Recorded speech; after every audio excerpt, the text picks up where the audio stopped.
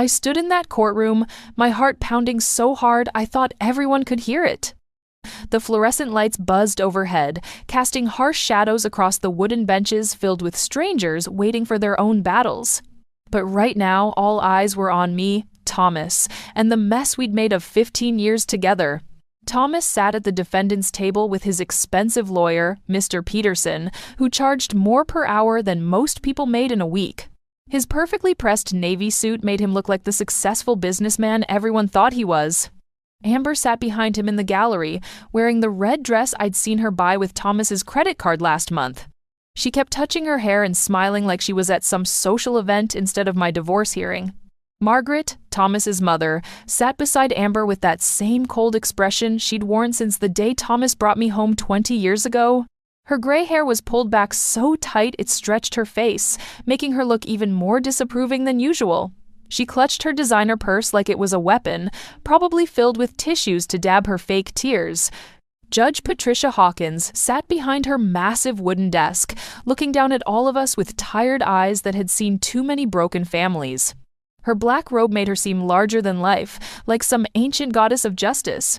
She'd been handling family court cases for over 20 years, and nothing surprised her anymore. "Mrs. Rodriguez," Judge Hawkins said, her voice cutting through the tension like a knife. "Do you have any final evidence to present before I make my ruling?" This was it. The moment I'd been planning for months. My hands shook as I reached into my purse and pulled out a small folded piece of paper. It looked so innocent, just white paper with black ink, but it held the power to change everything. Thomas leaned forward, squinting at me with confusion. He probably thought I was going to beg or cry or make some desperate last attempt to save our marriage.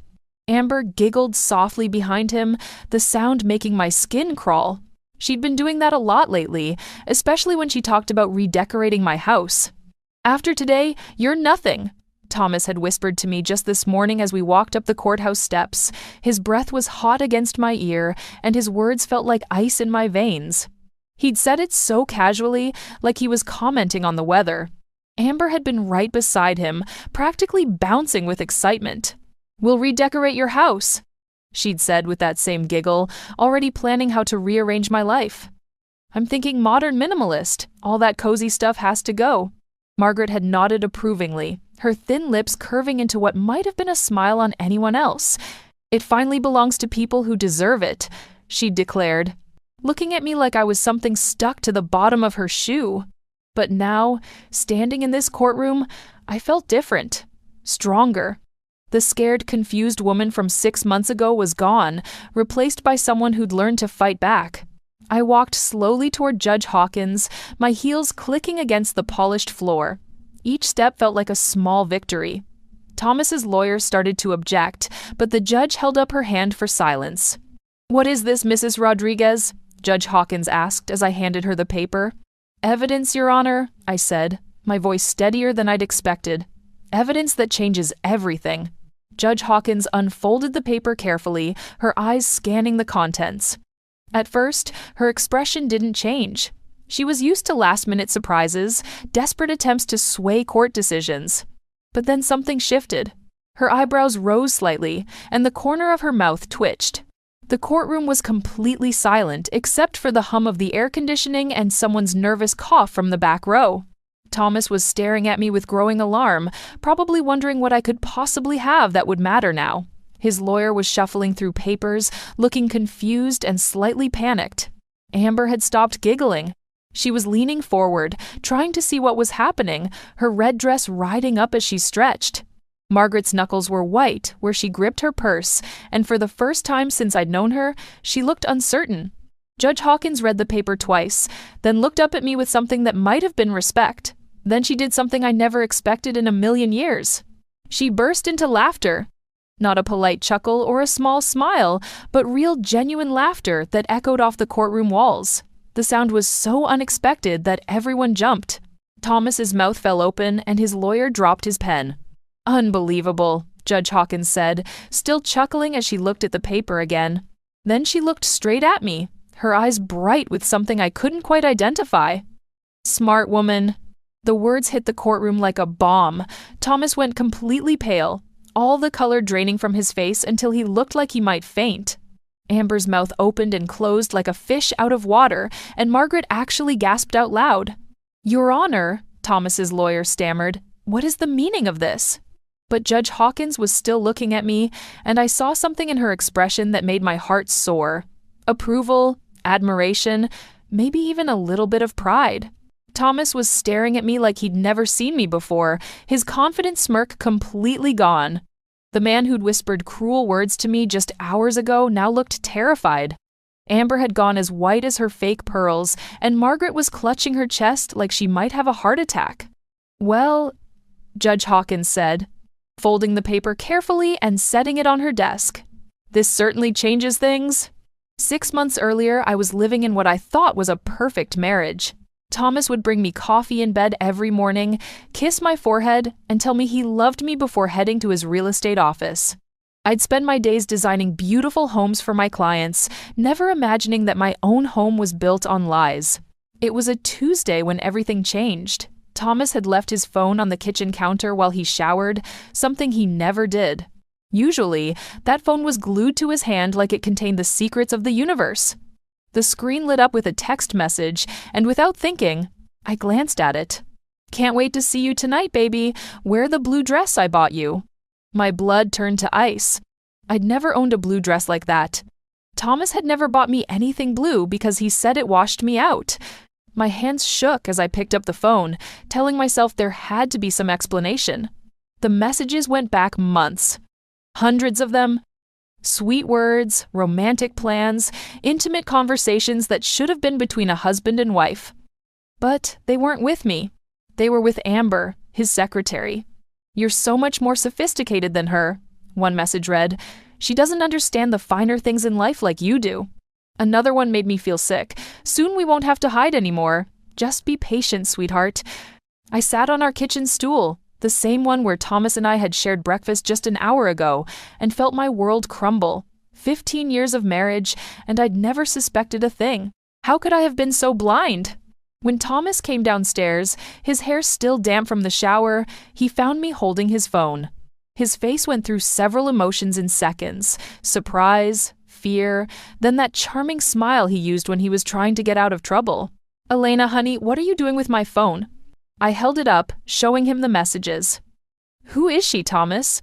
He sat down beside me, reaching for my hands, but I pulled away. His touch felt wrong now, contaminated by lies. "It's not what you think," he said, using that gentle voice he reserved for calming upset clients. "Amber has been going through a rough time. Her boyfriend left her, and she's been reaching out for support." I was just being kind. "Kind?" I laughed, but there was no humor in it. "You bought her a dress, Thomas. You told her she was sophisticated." "Elena, please." He moved closer, and I could smell his expensive cologne, the same scent I'd loved for years. "You're taking this out of context? I would never cheat on you. You know that." But I didn't know that. Looking at him now, I realized I didn't know anything about the man I'd married. How many business trips had really been romantic getaways? How many late nights at the office had been spent with her? "I love you," he said, taking my face in his hands.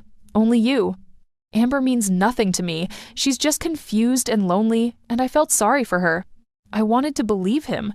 After 15 years, I desperately wanted to believe that this was all some terrible misunderstanding. So when he suggested we go to counseling, when he promised to set better boundaries with Amber, when he held me while I cried, I let myself hope. For 2 weeks, things seemed better.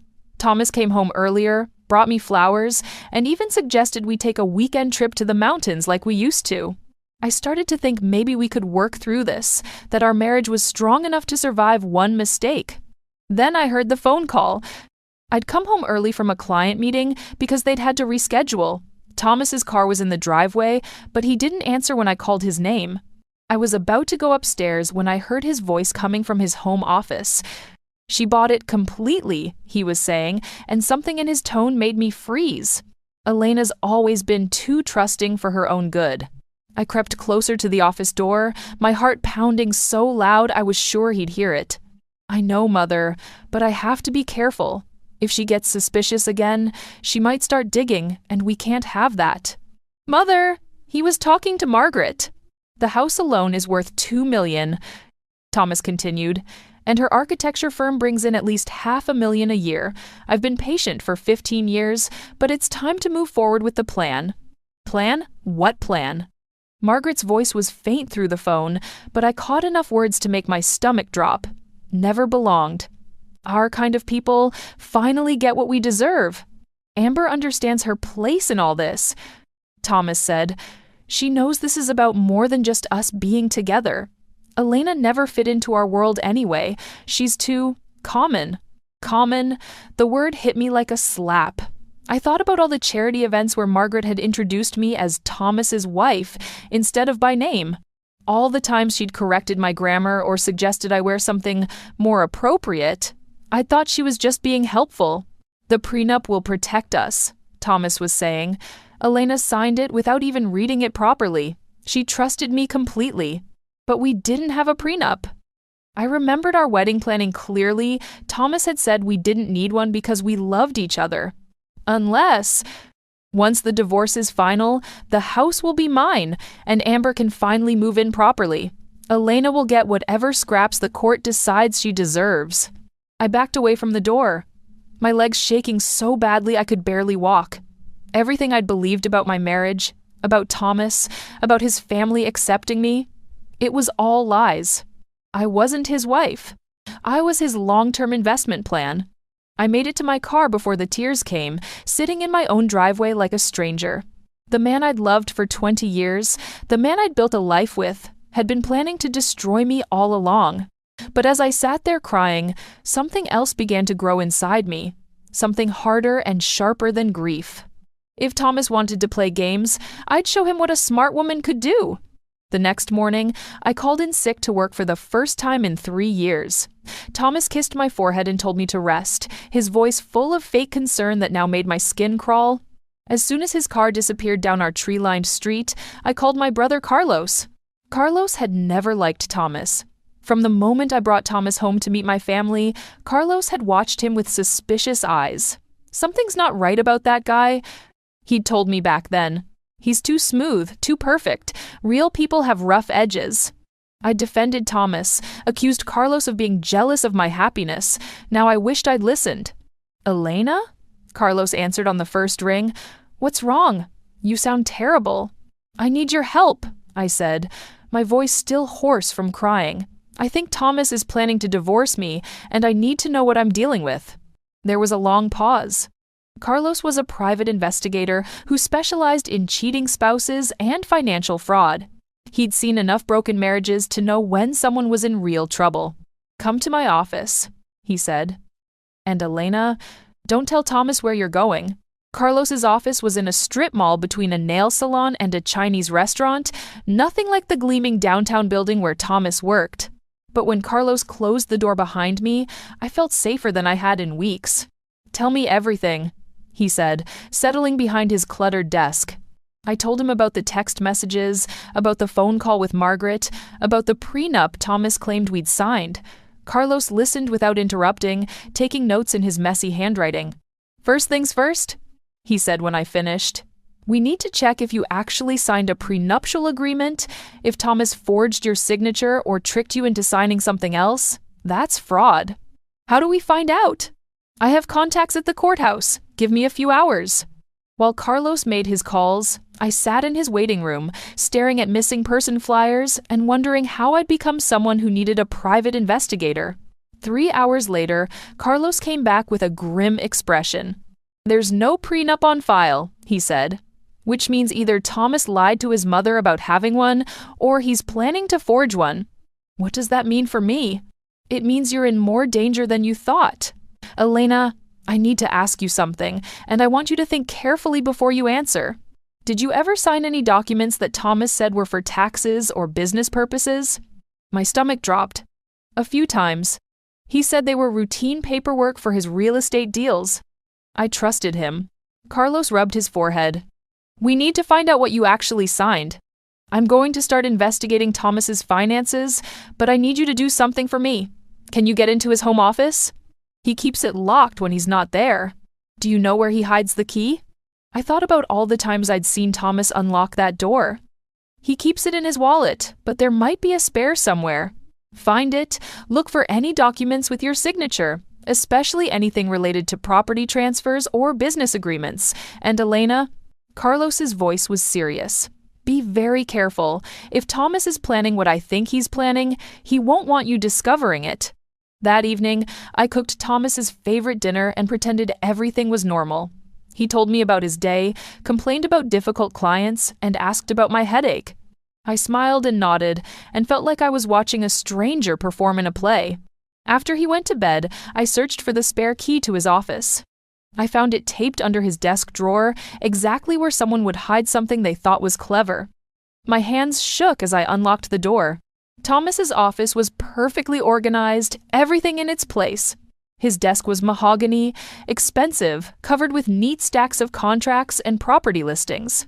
But it was the filing cabinet that made my heart race. The bottom drawer was labeled Personal Elena. Inside, I found a folder with my name on it, thick with documents I'd never seen before. As I read through them, my world collapsed all over again. There were property transfer documents with my forged signature, giving Thomas partial ownership of my house, business partnership agreements that made him a silent partner in my architecture firm, even a life insurance policy I'd never signed, with Thomas as the sole beneficiary. But the worst was at the bottom of the pile, a detailed plan, written in Thomas's handwriting, outlining how he would systematically take control of my assets. It was dated 3 years ago, long before I'd discovered his affair. Phase 1. Gain access to Elena's business accounts through joint filing. Phase 2. Establish legal claim to house through forged property documents. Phase 3. Introduce Amber as replacement wife after divorce settlement. There were notes about my daily routine, my friendships, even my relationship with Carlos. Elena's brother, suspicious, limit contact was written in red ink. At the very bottom was a letter from Margaret, dated just last month. Thomas, I'm proud of how patient you've been with this plan. Elena never belonged in our family, and it's time she learned her place. The house should go to someone who appreciates its value, and Amber will make a much more suitable wife for a man of your standing. Once this is over, we can finally move forward as a proper family. I photographed everything with my phone, my hands shaking so badly I had to retake several pictures. Then I put everything back exactly as I'd found it and locked the office door. Back in my bedroom, I stared at the ceiling while Thomas slept peacefully beside me. The man who'd held me while I cried about his affair, who'd promised to be better, who'd made me feel guilty for not trusting him. He'd been planning to destroy me for years. But as I lay there in the dark, something crystallized inside me. Thomas thought I was weak, trusting, easy to manipulate. Margaret thought I didn't belong in their world. They both thought I'd roll over and let them take everything I'd worked for. They were about to learn how wrong they were. I wasn't the same naive woman who'd married Thomas 15 years ago. I'd built a successful business from nothing. I'd survived my parents' deaths, put myself through college, and created a life I was proud of. If they wanted a fight, I'd give them one they'd never forget. The next few weeks were the hardest acting job of my life. Every morning, I kissed Thomas goodbye and told him I loved him. Every evening, I asked about his day and pretended to care about his answers. But inside, I was building a case that would destroy him. Carlos had been busy. His investigation revealed that Thomas had been stealing from me for over 2 years, using the forged documents to redirect payments from my biggest clients into accounts I didn't know existed. My architecture firm was bringing in more money than ever, but somehow our joint savings account never seemed to grow. He's been very clever, Carlos explained during one of our secret meetings at a coffee shop across town. Small amounts at first, then bigger chunks as he got more confident. He's stolen almost $200,000 from your business. How is that even possible? The partnership documents you unknowingly signed gave him access to your business accounts. He's been billing your clients through a shell company he created, then transferring the money to offshore accounts. I felt sick. All those late nights I'd spent working on designs, paying all the clients I'd impressed with my creativity and attention to detail, Thomas had been profiting from my hard work while making me feel like I wasn't contributing enough to our household. There's more, Carlos said, sliding a folder across the table. I found out about Amber. The folder contained photographs of Thomas and Amber together, but not just romantic pictures. There were images of them at real estate meetings, signing documents, even touring expensive houses in the hills above our neighborhood. She's not just his mistress, Carlos explained. She's his business partner. They've been using your stolen money to buy investment properties together, properties that will be worth millions in a few years. So this whole thing was planned from the beginning? It looks that way. I also found something else interesting. Remember how Thomas always said he came from old money? His family's wealth comes from his grandfather's construction company, but that business went bankrupt 10 years ago. Margaret's been living off credit cards and loans, pretending to still be rich. Everything clicked into place. Thomas hadn't married me for love. He'd married me because he needed my money to maintain his lifestyle. And now that I'd built something successful, he wanted to take it all and start fresh with someone he thought was more suitable. What do we do now? I asked. We set a trap, Carlos said with a grin that reminded me of when we were kids plotting against our strict babysitter. I have an idea, but you're not going to like it. Carlos's plan was brilliant and terrifying. He'd created a fake identity, a wealthy widow named Patricia Chen, who was looking to build a custom home worth $3 million. She'd specifically requested my architectural firm after seeing my work in a magazine. Thomas won't be able to resist, Carlos explained. A project that big would set you up for life, which means it would set him up for life once he steals it from you. But what if he doesn't take the bait? Trust me, he will. I've made sure Patricia Chen looks like exactly the kind of client Thomas dreams about, rich, naive, and ready to spend money. I spent days preparing for the meeting, designing preliminary sketches for a mansion that would never be built. Carlos had rented an expensive hotel suite and hired an actress to play Patricia Chen. Everything had to be perfect. The meeting was scheduled for a Thursday afternoon. I told Thomas about it casually over breakfast, mentioning that it was the biggest potential project of my career. $3 million? Thomas's eyes lit up with greed. That's incredible, honey. You've worked so hard for this. I'm nervous, I said, playing my part. What if I mess it up? What if she doesn't like my designs? You'll be perfect, Thomas said, but I could see the wheels turning in his head. Maybe I should come with you. You know, for moral support. That's sweet, but this is something I need to do myself. It's important for my confidence. Thomas nodded, but I knew he was already planning how to steal this opportunity from me. That afternoon, I met with Patricia Chen in the hotel suite. Carlos had done an amazing job. The actress was convincing, the suite was elegant, and the whole setup looked completely legitimate. We discussed the project for an hour, with me presenting my designs and her expressing enthusiasm about working together. I'll need a few days to review the proposals, she said in perfect character. But I'm very impressed with your work, Elena. I think we're going to have a wonderful partnership. As I drove home, I felt a mixture of excitement and dread. The trap was set, but now I had to wait to see if Thomas would walk into it. I didn't have to wait long. That evening, Thomas was unusually attentive. He made dinner, opened a bottle of expensive wine, and asked detailed questions about my meeting with Patricia Chen. She sounds very sophisticated, he said. Old money, you said? Her late husband was in tech. She inherited everything when he died last year. And she's looking to spend $3 million on a house? Maybe more, depending on the final design. She mentioned wanting the best of everything. Thomas's smile was predatory. You know, Elena, a project this big might be too much for you to handle alone. Maybe you should consider bringing in a partner. Someone with experience in high-end real estate. Like who? Well, I do work with wealthy clients all the time. I understand what they want, how they think. I could help you navigate this. There it was, the beginning of his plan to steal my biggest client. That's a great idea, I said, hating myself for the lie. Maybe you could meet with her next week? I'd be happy to help, Thomas said, leaning over to kiss my cheek. We're a team, after all. As he held me, I thought about all the documents in his office, all the money he'd stolen, all the lies he'd told. He thought he was so clever, so much smarter than his trusting wife. He had no idea that his loving, naive Elena was about to destroy him. The meeting with Thomas and Patricia Chen was scheduled for the following Tuesday. I spent the weekend playing the nervous wife, asking Thomas for advice about how to impress such an important client. He was more than happy to share his wisdom about dealing with wealthy people. The key is to make them feel special, he explained as we sat in our living room Sunday evening. Rich people are used to getting whatever they want, so you have to anticipate their needs before they even ask.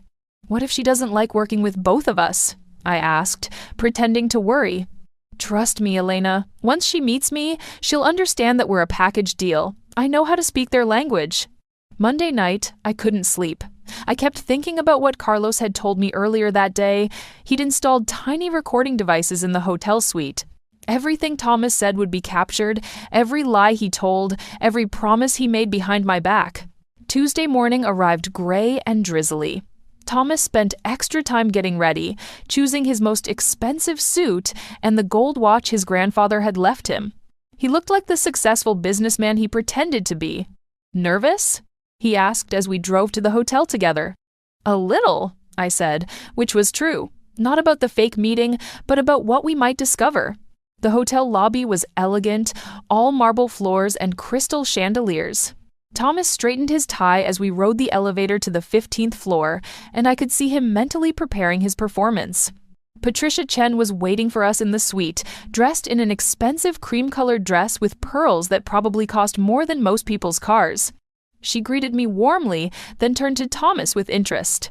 "You must be Elena's husband," she said, extending her hand. "I've heard so much about you." "All good things, I hope," Thomas replied with his most charming smile. "Elena's told me about your project." "It sounds absolutely fascinating." For the first hour, everything went according to plan. I presented my designs while Thomas played the supportive husband, offering occasional comments about construction logistics and timeline management. Patricia asked thoughtful questions and seemed genuinely impressed with both of us. Then she excused herself to take a phone call in the bedroom, leaving Thomas and me alone in the sitting area. "She's perfect," Thomas whispered to me. "Exactly the kind of client who appreciates quality work. Do you think she'll hire us?" "Oh, she'll hire us," Thomas said with confidence. "I can tell she's already made up her mind." When Patricia returned, she had a concerned expression on her face. "I'm sorry, but that was my financial advisor," she said. "He's raised some concerns about working with a small firm for such a large project. He thinks I need someone with more experience in luxury construction." My heart sank. Even though I knew this was part of the plan, Thomas immediately leaned forward. "I completely understand your advisor's concerns," he said smoothly. "Elena is incredibly talented, but you're right that a project of this magnitude requires additional expertise." I stared at him, pretending to be hurt. "Thomas, what are you saying?" "I'm saying that maybe we need to restructure this partnership," he continued, not even looking at me. "Patricia, what if I took the lead on this project? I have 15 years of experience with high-end real estate, and I work with contractors who specialize in luxury homes. But these are my designs," I protested weakly. "Of course they are, honey," Thomas said in a patronizing tone that made my skin crawl.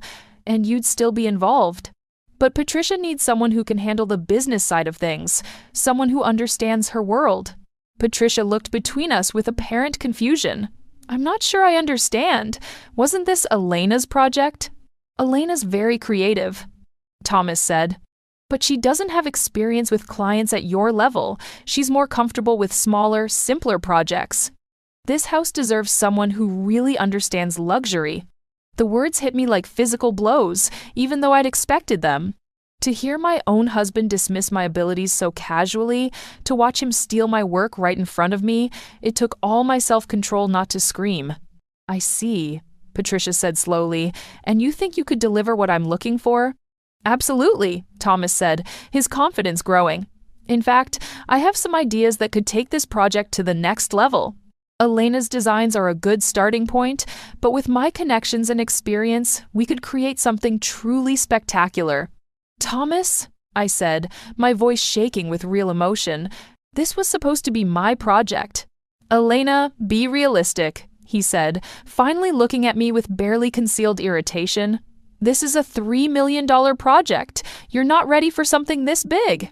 Maybe in a few years, after you've gained more experience." Patricia watched this exchange with growing interest.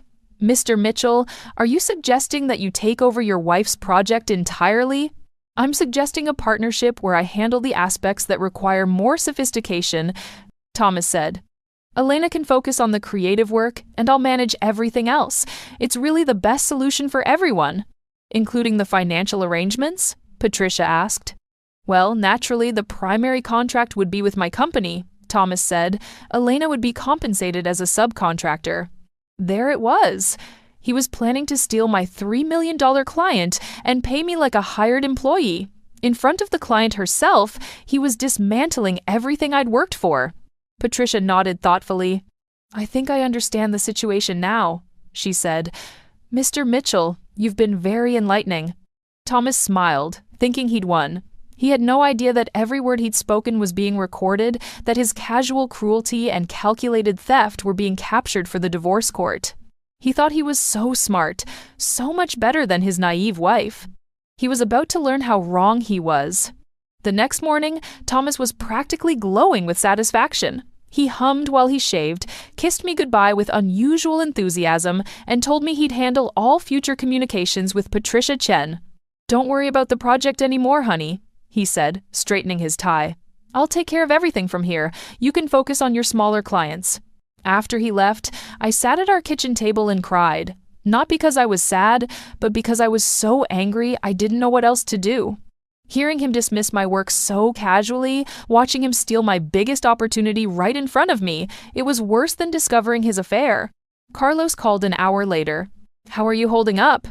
"I want to destroy him," I said, my voice raw. "Good, because we're about to do exactly that.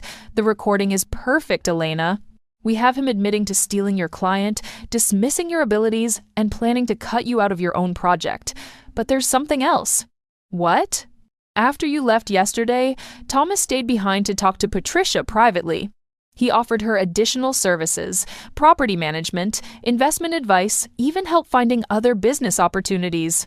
He was basically trying to become her financial advisor, using your project as the entry point." I closed my eyes. He's not just stealing one client, he's trying to steal her entire portfolio. Exactly, and Elena, he also badmouthed you pretty severely. Called you limited and not sophisticated enough for serious clients. Said you were holding him back professionally. The words shouldn't have hurt anymore, but they did. This was the man who'd promised to love and support me, who'd held me when I cried about losing my parents, who'd celebrated every success in my career. "There's more," Carlos continued. I had our actress stay in character and ask some probing questions. Thomas told her that he was planning to restructure his business partnership soon and would be available for exclusive consulting work within the next few months. He's already planning the divorce. It gets worse. He suggested that Patricia might want to wait a few months before signing any contracts until his business situation was more settled. He's planning to divorce you and then come back to steal the client permanently. I felt like I was drowning. "Carlos, I can't do this anymore. I can't keep pretending everything is normal." "You don't have to much longer. I think it's time to force his hand." That afternoon, I did something I'd never done before. I went through Thomas's phone while he was in the shower. The messages between him and Amber had gotten bolder since our reconciliation. "The Chen project is going to set us up perfectly," he'd written just that morning. $3 million is just the beginning. This woman has serious money. Amber's response made my stomach turn. "I can't wait to redecorate that house properly. Elena's taste is so basic." "Soon, baby. Just a few more weeks and we can stop hiding." "Your mother called. She wants to know when we're making the announcement." After I secure the Chen contract, I want to make sure Elena can't interfere with the business transition. I screenshot everything, my hands shaking with rage. Then I saw something that made my blood freeze. "Don't forget about the insurance policy," Amber had written. "Margaret says it's important to have that in place before we move forward." Insurance policy. The life insurance document I'd found in Thomas's office, the one with my forged signature. They weren't just planning to divorce me and steal my business. They were planning something much worse. I called Carlos immediately. "We need to meet, now." An hour later, I was sitting in Carlos's office, showing him the text messages. His face grew darker with each screenshot. "Elena, I think you might be in physical danger," he said finally. "This isn't just about money anymore. What do we do?" We end this. Tonight. Carlos's plan was simple and devastating. We would confront Thomas with everything we discovered, but not alone. Carlos had contacts in the police department who specialized in financial crimes. They would be waiting outside our house, ready to arrest Thomas for fraud, forgery, and conspiracy. But first, Carlos said, we're going to give him one last chance to hang himself. That evening, I cooked Thomas's favorite meal again, steak with roasted vegetables and the expensive wine he loved. He was in an excellent mood, talking about his plans for expanding his real estate business.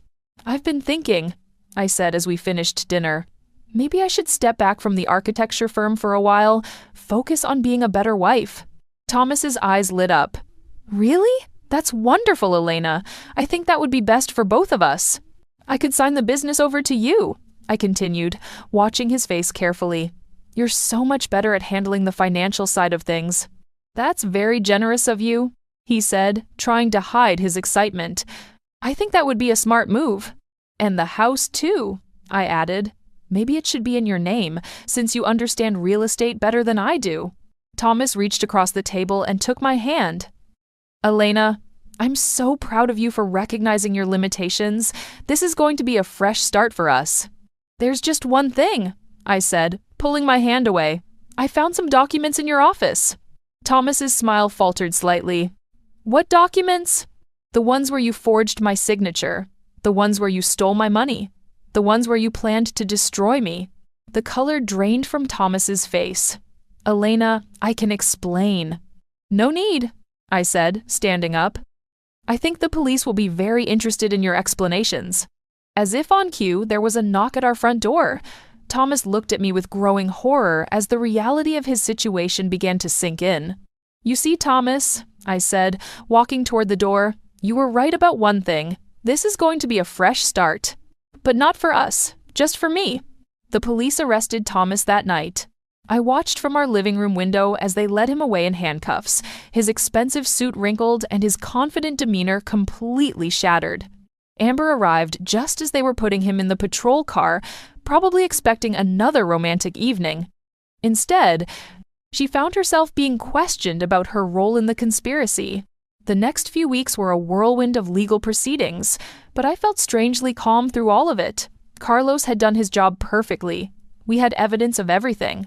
The forged documents, the stolen money, the recorded conversations, even the text messages planning my potential accident. Margaret tried to play the innocent victim when the police questioned her, claiming she knew nothing about Thomas's illegal activities. But Carlos had found her handwritten notes about the plan, and her own words condemned her. The woman who'd spent 15 years making me feel unwelcome in my own family was finally facing consequences for her cruelty. 3 months later, I stood in that same courtroom where this story began, holding the piece of paper that would change everything. Judge Hawkins had seen plenty of divorce cases, but she'd told my lawyer this was one of the most elaborate fraud schemes she'd encountered in family court.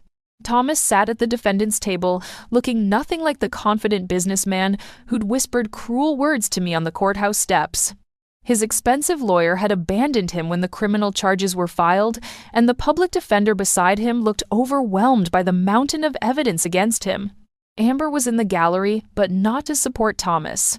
She'd made a deal with prosecutors, agreeing to testify against him in exchange for reduced charges. Her red dress was gone, replaced by a conservative gray suit that made her look younger and more vulnerable. The woman who'd giggled about redecorating my house now faced potential jail time for conspiracy and fraud. Margaret sat alone in the back row, her designer purse clutched tightly in her lap. The family money she'd been so proud of was gone, seized by the government to pay restitution for Thomas's crimes. The house she'd inherited from her husband was being sold to cover legal fees. For the first time since I'd known her, she looked like what she really was. A bitter old woman who'd lost everything because of her own greed. "Mrs. Rodriguez," Judge Hawkins said, "do you have any final evidence to present before I make my ruling?" This was the moment I'd been planning for months. I reached into my purse and pulled out the small folded piece of paper, the same one that had made the judge laugh and caused Thomas's face to drain of color. As I walked toward the bench, I thought about everything that had led to this moment. The discovery of Thomas's affair, the overheard phone call with Margaret, the forged documents in his office, the elaborate trap we'd set with the fake client. Every lie he'd told, every dollar he'd stolen, every cruel word he'd spoken, it all came down to this single piece of paper. Judge Hawkins unfolded it carefully, her expression neutral at first. Then her eyebrows rose, and that familiar twitch appeared at the corner of her mouth. She read it twice, then looked up at me with something that might have been admiration. "Unbelievable," she said, and then she burst into laughter. "Smart woman." The paper contained a single sentence, written in my own handwriting. I never signed a prenuptial agreement, and the house was purchased with my money before our marriage. It was such a simple statement, but it destroyed Thomas's entire case. His lawyer had built their strategy around the forged prenup, claiming that I'd agreed to limited assets in case of divorce. They'd argued that Thomas deserved half of everything, including my business, and the house his mother thought should belong to people who deserve it. But there was no prenup. There never had been. And the house, the beautiful home that Amber wanted to redecorate, that Margaret thought finally belonged to the right kind of people, was mine alone.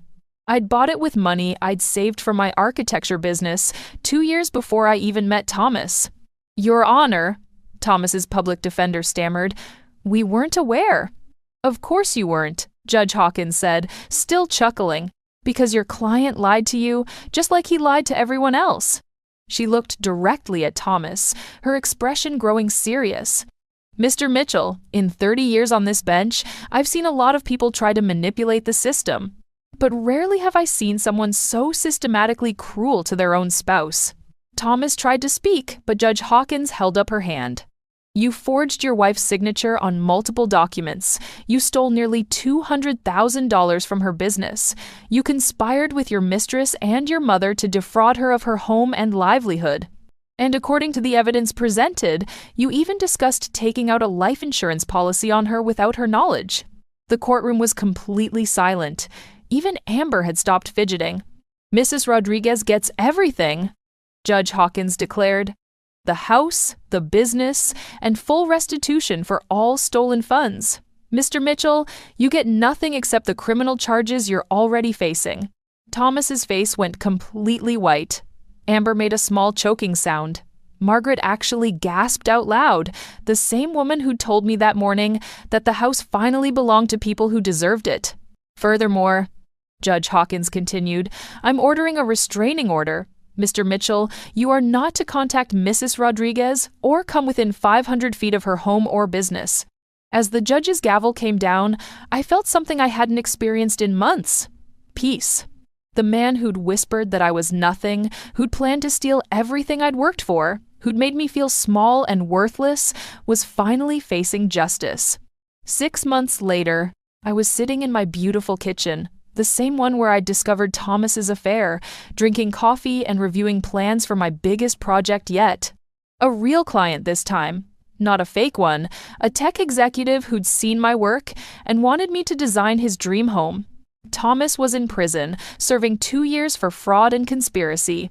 Amber had received probation and community service, but her reputation in our small business community was destroyed. Margaret had moved to a tiny apartment across town, her days of looking down on people finally over. My architecture firm was thriving. Word had spread about the divorce case, and somehow my story of fighting back against betrayal had attracted new clients who respected my strength and determination. I was busier than ever, designing homes for people who appreciated both my talent and my character. The house was quiet now, but it was a peaceful quiet, not the tense silence of hidden secrets. I'd redecorated some rooms, not because someone else demanded it, but because I wanted to make the space truly mine. The walls that had witnessed so many lies now held photos of my family, my achievements, and my dreams for the future. Carlos stopped by every Sunday for dinner, proud of his little sister who'd learned to fight back. "You know," he said one evening as we sat on my back porch, "I always knew you were stronger than Thomas gave you credit for." I didn't. I admitted. For a long time, I believed what he told me about myself. But you figured it out when it mattered. I thought about that small piece of paper, the simple truth that had destroyed Thomas's elaborate lies. Sometimes the most powerful weapon against deception is just refusing to accept it. My phone buzzed with a text from a new client asking if I could design a house for her family. I smiled and typed back that I'd be happy to help. After all, I was in the business of building homes, creating spaces where people could be safe and happy and loved. And I was very good at my job. The woman who'd once been told she was nothing had built something beautiful from the ashes of betrayal. The house that supposedly belonged to people who deserve it was home to someone who'd earned every square foot through hard work, integrity, and the courage to fight for what was right. Thomas had been wrong about everything, but especially about one thing: I wasn't nothing. I was everything I'd always been, and more than I'd ever imagined I could become. And that was more than enough.